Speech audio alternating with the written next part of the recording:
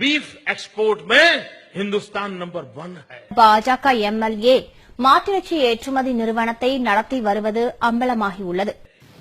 So நீ export மட்டும் பண்ணுவீங்க பீஃப, ஆனா சாப்பிடக்கூடாது, வச்சிருந்தாலே கொலை பண்ணுவேன் அப்படின்னு சொல்லிட்டு திரியிற ஒரு கும்பல், மகாத்மா காந்தியை சுட்டுக் கொன்ற ஒரு அமைப்பிலிருந்து பிரிஞ்சு வந்தவர்னு சொல்லிக்கிட்டாங்க. बीफ एक्सपोर्ट में हिंदुस्तान नंबर 1 है. இன்னைக்கு 39,000 கோடி ரூபாய் இந்த ஆட்சியில 14% கூடுதலாக மீட் எக்ஸ்போர்ட் ஆயிருக்கு. இவர் ஆட்சியில் என்ன தடை செய்தாரா? என்ன இரட்டை வேடம்? இது மாதிரி எல்லா நிலைகளிலும் அவர்கள் பேசுவது ஒண்ணு, செய்வது ஒண்ணு. बीफ एक्सपोर्ट में हिंदुस्तान नंबर 1 है. கும்பிடுறது பசுமாட்டு, குருமா வைக்கிறது அதே மாட்டை. 4 முதலாளிகள் ஏற்றுமதி செய்யலாம் வெளிநாட்டுக்கு ட்ரெடிஷனல் மீட் என்று. அதுல 4 முதலாளிகள 3 பேர் ஐயரு. இந்த கருதிங்காரங்கெல்லாம் அவன் ஒரே ஒருத்தன் தான் கருதிங்க வந்துச்சு. மாட்டுக்கு நான் இல்லாத வெண்ணைக்கு பட்டுக்கிறோம், ஆனா உலக நாடுகளுக்கு அந்த புடுங்கி ஏற்றுமதி செய்யும் மாட்டுக்கறியை. ட்ரெடிஷனல் மீட் இந்தியாவுக்கு அதிகமானவர்கள் அந்நிய செலாவணி ஈர்த்து தருகிற ஒரே வர்த்தகம் மாட்டுக்கறி ஏற்றுமதி. இதை சொல்றதா பார்ப்போம். இந்த இந்து முன்னணி, பிஜேபி, இந்த RSS, இந்த விஸ்வ இந்து பரிஷத்து எல்லாம் சொல்றாங்க. இந்தியாவில அதிகமா ஏற்றுமதி செய்யப்படுற கறி எதிரா மாட்டுக்கறி, அதிக வருமானம் ஈட்டி தருவதா மாட்டுக்கறி. அப்ப என்ன திங்காத ஊழல் கேட்டதுக்கு இந்த வேலை. बीफ एक्सपोर्ट में हिंदुस्तान नंबर 1 है. ஏன்னா இவர்களுடைய இரட்டை விடத்தை மக்கள் விளங்கிக் கொள்கின்றார்கள். என்னடா மாட்டுக்கறி தின்றதுக்காக ஒரு முஸ்லீம் அந்த 50 வயது முதியவரை போட்டு அடிக்கிறான், கொலை செய்யறான். இங்க என்னடா அப்படின்னா வேற ஒரு பக்கம் போய் சீனாக்கு போறாரு சுற்றுப்பயணத்துக்கு. சீனால போய் 2 வருஷம் உங்களுக்கு நாங்க மாட்டு இறைச்சி ஏற்றுமதி பண்ணுவோம் ஒப்பந்தம் போடுறாரு. யாரு? மோடி ஒப்பந்தம் போட்டு வர்றாருங்க. बीफ एक्सपोर्ट में हिंदुस्तान नंबर 1 है. ஆனா அதனுடைய நோக்கம் உண்மையிலேயே பசுக்களை காப்பாற்றுவது அல்ல, மாடுகள் மீது பிரியமே அல்ல. மாறாக என்னுடைய கணிப்பு முஸ்லிம்கள் மற்றும் கிறிஸ்தவர்களுக்கு எதிராக. ஆனா அது அவங்க செய்யும்போது இயல்பாக இந்துக்களில பசு மாமிசம் சாப்பிடறவங்களையும் சேர்த்துதான் அவங்களுக்கு தெரியாமலே செய்யறாங்க. ஆனால் அவங்களுடைய குறி என்பது பிற மதத்தவரை இதன் மூலமாக ஒரு அசூயைக்கு உட்படுத்தக்கூடிய ஒரு மக்களாக, அருவருப்போடு பார்க்க வேண்டிய மக்கள் தொகுதியாக காட்டி அந்த வெறுப்புணர்வை, வன்மத்தை அப்படியே வளர்ப்பதுதான். बीफ एक्सपोर्ट में हिंदुस्तान नंबर 1 है. மாட்டிறைச்சிக்கு எதிரான போராட்டங்களில் முன்னணியில் உள்ளவரும் பாஜக எம்எல்ஏவுமான சங்கீத் சிங்ஸும் அல்துஹா என்ற பெயரில் மாட்டிறைச்சி ஏற்றுமதி நிறுவனம் நடத்தி வருவது அம்பலமாகியுள்ளது. கடந்த 2005ஆம் ஆண்டு முதல் சங்கீத் சிங்சோம் உள்ளிட்ட 3 பங்குதாரர்களோடு இந்த நிறுவனம் இயங்கி வருவதும் தெரியவந்துள்ளது. அத்துடன் 2008ஆம் ஆண்டு முதல் அல் ஆனந்த் என்ற மற்றொரு மாட்டிறைச்சி ஏற்றுமதி நிறுவனத்தின் இயக்குநராக இருந்து வருவதும் தெரியவந்துள்ளது. बीफ एक्सपोर्ट में हिंदुस्तान नंबर 1 है. நரேந்திர மோடி கார்பரேட்டுகளுக்கு நலன்களுக்காகத்தான் பிரதமரானார். அவர் மக்களுக்கான ஒரு நலனுக்காக வேலை செய்யல. தமிழர் நலனுக்காக இது வரைக்கும் பெருசா எதையுமே பெருசா இல்ல, எதையுமே அவர் நடத்தினதே கிடையாது. இந்த இதுல பாத்தீங்கன்னா மாட்டு இறைச்சி தொழில் என்பது மிக முக்கியமானது. அந்த மாட்டு இறைச்சி ஏற்றுமதி என்பதுல இந்தியா உலகத்துல முதலிடம். இவன் மாட்டு இறைச்சியை சாப்பிடக்கூடாதுன்னா பிஜேபி கவர்மெண்ட் இருக்கக்கூடிய RSS எல்லாம் சொல்லிச்சே ஒழிய மாட்டு இறைச்சியை ஏற்றுமதி பண்ணக்கூடாதுன்னு தடை செய்யவே கிடையாது. நினைச்சா தடை செஞ்சிருக்க முடியும்.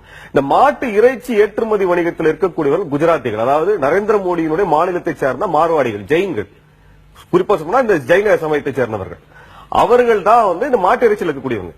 அவங்களுக்கு இந்த நாட்டு மாடுகளுடைய கறி என்பது மிகப்பெரிய லாபத்தை கொடுக்கக்கூடிய ஒன்று. தமிழ்நாட்டில இருந்து மூக்கை கூட மூடிட்டு மயிலிறகால விசிட்டே போவாங்க. எறும்புக்குடி பிரச்சனை வரக்கூடாதுன்னு சொல்லக்கூடிய அதே ஜெயின் சமூகத்தை சார்ந்தவர்களால் மாட்டு இறைச்சி ஏற்றுமதியில இந்தியாவிலே மிக முக்கியமான இடத்துல இருக்கு. உலகத்திலே நம்பர் 1 இந்தியா தான் மாட்டு இறைச்சி ஏற்றுமதியில் இருக்குது. அவர்களுடைய நலனை தான் மோடி தூக்கி பிடிக்கிறார். இன்னைக்கு மீத்தேன் திட்டத்தை கொண்டு வந்தது பிரசாத் மோடிங்கிற அதே குஜராத்திக்காரர் தான். நீங்க குஜராத்தி நலன்களுக்கு மையப்படுத்தி தான் இது முன்னணி நிறுத்தி இருக்கிறாங்க. அந்த அவர்களுடைய நலனை தான் மோடி தூக்கி நிறுத்தி இருக்கிறாரு. बीफ एक्सपोर्ट में हिंदुस्तान नंबर 1 है. இந்தியாவில மோடி அரசாங்கம் வந்ததுக்கு அப்புறம் மாட்டு இறைச்சி எக்கச்சக்கமா ஏத்துறாங்க வெளிநாட்டுக்கு. எல்லாம் ஏற்றி ஏற்றுமதி பண்ணி கடைசியில இந்தியா மாட்டு இறைச்சி ஏற்றுமதியில முதலிடம் என்று பிரேசில முந்தக்கூடிய அளவுக்கு வருகின்றது என்றால் அப்போ ரெட்ட விடம் தானே இது. बीफ एक्सपोर्ट में हिंदुस्तान नंबर 1 है. அப்ப யார் அதை இருந்து விற்க போறோம்? நம்ம குப்பனம் சுப்பனம் ஏற்றுமதி எல்லாம் பண்ணல. இப்ப அதையே அவங்க வெளிப்படையா செஞ்சிருக்க கூடாது. வெளிப்படையா செய்யறதுக்கு தயங்குறாங்களா? நீங்க எவ்வளவு விஷயங்கள் எதிர்க்கிறீங்க, அதுல வெளிப்படையா தானே செஞ்சாங்க. அதான் நீங்க வெளிப்படையா செஞ்சா தெரிஞ்சு போயிரும்ல உங்களுக்கு. அதுதான் வந்து என்ன பண்ண நுணுக்கமாக சட்டத்தின் சந்துகள் சூழ்ச்சி தான் அவங்களுடைய தந்திரமே. வாழ்நாள் முழுவதும் சூழ்ச்சி மட்டும் தான் அவங்க. அதனால தான் இன்னைக்கு அங்க நிக்கிறாங்க. बीफ एक्सपोर्ट में हिंदुस्तान नंबर 1 है. பிங்க் ரெவல்யூஷன் மாட்டுக்கறி 24 லட்சம் டன் இந்தியா ஏற்றுமதி செய்யுது. இந்தியாவில அதிகமா ஏற்றுமதி செய்யக்கூடிய ஒரே பொருள் மாட்டுக்கறி. உலகத்துல எல்லா நாட்டு பயிலும் மாட்டுக்கறி திங்கலாம். சொந்த நாட்டுக்கறி தின்னா கல்லால் அடிச்சு கொள்ளலாம். தர்மம்டா, இது தர்மம். மாட்டுக்கறி வித்த காசு இன்னைக்கு, மாட்டுக்கறி நாங்க தின்னா கசக்கும். எப்படி இருக்கு? எப்படி இருக்கு? உலகத்துல மாட்டுக்கறி திங்காத ஒரு நாடு சொல்றா பாப்போம். எல்லா நாடும் திங்குது. எல்லா நாட்டுக்கும் கறியை ஏற்றுமதி செய்யற நாடு எதா? இந்தியா. எப்படி இருக்கு? எப்படி இருக்கு நிர்வாகம்? बीफ एक्सपोर्ट में हिंदुस्तान नंबर 1 है. நாடு முழுவதும் பசுவதையை தடை செய்யும் என்ற அந்த ஒரு உத்தரவாதத்தின் அடிப்படையில் அதற்கான அடுத்தடுத்த நகர்வுகளை படிப்படியாக அரங்கேற்றி வருகிறது என்று சொல்லலாம். ஒரு குறிப்பிட்ட பகுதியினர், அது ஒரு மதத்தினர்லாம் இல்ல, மதத்துக்குள் பகுதிக்குள் பகுதிக்குள் பகுதி, ஒரு பகுதியினர் அதை வந்து புனிதமாக கருதுகிறார்கள். ஒரு 3% பேர். எனவே 97% பேர் அவர்களினுடைய விருப்பத்துக்கு இணங்க வேண்டும் என்கிறார்கள். காக்கையும் குருவியும் எங்கள் ஜாதி, நீல் மலையும் கடலும் எங்கள் கூட்டம். பள்ளம் பறையன் உங்களுக்கு எதிரான ஜாதி. காக்கை குருவி உங்க ஜாதி, பசுமாடு உங்க ஜாதி, மனுஷன் மட்டும் உங்களுக்கு ஆகாத. ரொம்ப சந்தோஷம். நீங்க ரொம்ப அருமையா வீட்டுக்குள்ள விட்டுப்பீங்க. பள்ளம் பறையன் பேசணும். இறைச்சிக்கு மகாராஷ்டிராவில் தடை விதிக்கப்பட்டிருப்பது மிருகவதை தடுப்பா அல்லது மதவாத அரசியலின் வெளிப்பாடா என்ற கேள்வியை நேயர்களிடம் வைத்திருந்தோம். மிருகவதை தடுப்பு என 30% நேயர்களும், மதவாத அரசியல் என 70% நேயர்களும் கருத்து தெரிவித்திருக்கிறார்கள். அந்த நேயர்களுக்கு நன்றி. बीफ एक्सपोर्ट में हिंदुस्तान नंबर 1 है. மாட்டிறைச்சி வைத்திருந்ததாக கூறி தத்ரி என்ற கிராமத்தில் ஒருவர் அடித்துக் கொலை செய்யப்பட்டார். நாடு முழுவதும் அதிர்ச்சியை ஏற்படுத்திய இச்சம்பவத்திற்கு பாஜக உள்ளிட்ட சங் பரிவார் அமைப்புகள் பின்னணியில் உள்ளதாக புகார் எழுந்துள்ளது. बीफ एक्सपोर्ट में हिंदुस्तान नंबर 1 है. ஒரு இஸ்லாமிய சகோதரரை பீஃப் இருக்குன்னு நினைச்சு கொலை பண்ண சம்பவம் உங்களுக்கு தெரியும். बीफ एक्सपोर्ट में हिंदुस्तान नंबर 1 है. மேனா காந்தி ஆட்டப்படாத மாட்டப்படாத நாயப்படாதங்கிறாரு. அவ மாட்டுக்கறி ஏற்றுமதி செய்தான். இந்த பொருளை எங்க சொல்ற நீ? எங்க சொல்ற? மாட்டுக்கறி தீண்டாங்க கல்லால் அடிச்சு கொள்றாங்கன்னா மாட்டுக்கு இருக்கிற மதிப்பு மனித உயிருக்கு இல்ல. बीफ एक्सपोर्ट में हिंदुस्तान नंबर 1 है. ராஜஸ்தான் மாநிலம் ஆழ்வார் நகரில் வைத்து பசுக்களை கடத்தியதாக அடித்து கொலை செய்யப்பட்டவர் பால் வியாபாரி என்பது தெரியவந்துள்ளது. ராஜஸ்தான் மாநிலம் ஆழ்வார் நகரில் உள்ள பெஹ்ரோர் பகுதியில் வைத்து வென் பெஹ்லுகான் என்பவர் பசு பாதுகாவலர்கள் என பெயர் வைத்துக் கொண்ட கும்பலால் கடந்த சனிக்கிழமை அடித்து கொலை செய்யப்பட்டார். பெஹ்லுகான் பால் மாடுகளை வாங்கிக் கொண்டு தமது 2 மகன்களுடன் வாகனங்களில் திரும்பிய போது வழிமறித்து இந்த கொடூர சம்பவம் அரங்கேற்றப்பட்டது. बीफ एक्सपोर्ट में हिंदुस्तान नंबर 1 है. இது எல்லாமே என்ன நீங்க பாத்தீங்கன்னா காவி வெறியர்கள் செய்யக்கூடிய வேலை. நல்லா விளங்கிக் கொள்ள வேண்டும் மக்கள். அப்பாவி இந்து மக்கள் இருக்காங்கல்ல, அவங்க எல்லாம் வந்து இஸ்லாமியர்களுக்கும் சரியான முறையில செயல்படக்கூடியவர்களும் சப்போர்ட் செய்வாங்க.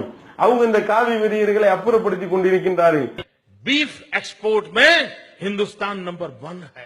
மாட்டுக்கறியை ப்ராசஸிங் பண்ணுகிற கம்பெனியை சங்கீத் சோம் 2009 இன்றும் நடத்துகிறார். அந்த கம்பெனிக்கு பேர் அல்துவா.